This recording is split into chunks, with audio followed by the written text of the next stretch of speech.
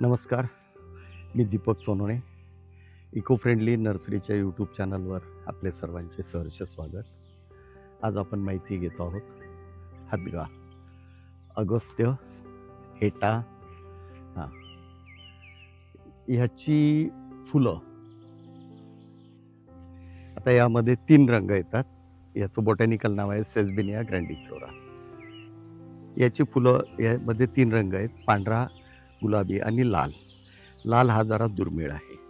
तर ह्या फुलांची पूर्वी ग्रामीण भागामध्ये भाजी केली जाते. तसेच याचे पकोडे केले जातात, म्हणजे वडे आपले भजे केली जात असत. हाय प्रोटीन असलेली आणि भरपूर मिनरल्स, ॲमिनो ॲसिड्स, त्याच्यानंतर न्यूट्रिशन असलेलं हे झाड आहे. त्याच्या कोवळ्या पानांची पण भाजी केली जाते. यापासून आयुर्वेदात एक अगस्त्यरिष्ट म्हणून औषध तयार केलं जातं. तर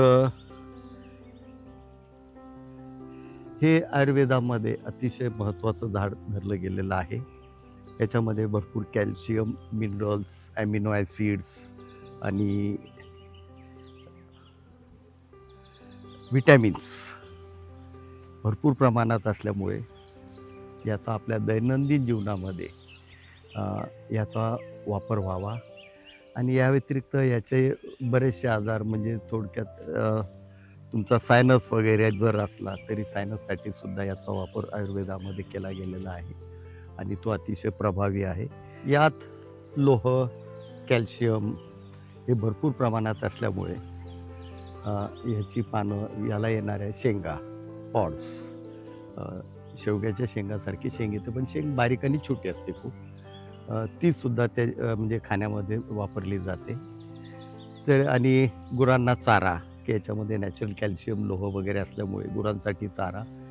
मुख्यत्वे ज्यांचे पोल्ट्री फार्म्स आहेत किंवा ज्यांच्याकडे कोंबड्या आहेत त्यांनी शेवग्याबरोबर ही झाडं लावावीत, जेणेकरून याची जी पानं आहेत हे सुद्धा कोंबड्यांचं खाद्य होऊ शकतं आणि जेणेकरून कोंबड्या हेल्दी राहतील.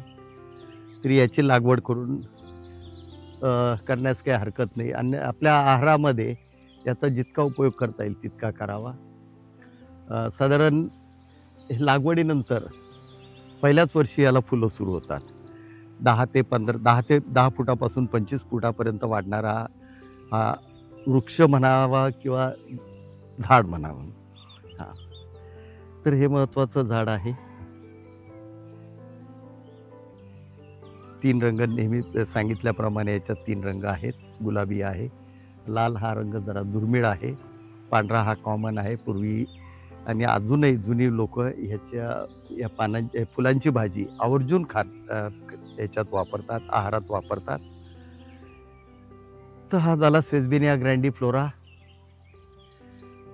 याची लागवड प्रत्येकाने, जशी शेवग्याची 2 झाडं आहेत तशी 2 झाडं याची लावावीत, की जेणेकरून आपल्या ह्याच्यामध्ये नॅचरल प्रोटीन्स आणि ती त्याच्यामध्ये आपल्याला ती जर कधी आपण वापरली तर आपल्याला हेल्थ, आपली तब्येतीसाठी ती योग्य आहेत. मिनरल्स आणि अमिनो ॲसिड्स असलेली ही झाडं आहेत. धन्यवाद. चॅनलला सबस्क्राईब करा, मित्रमंडळीमध्ये माहिती शेअर करा. धन्यवाद.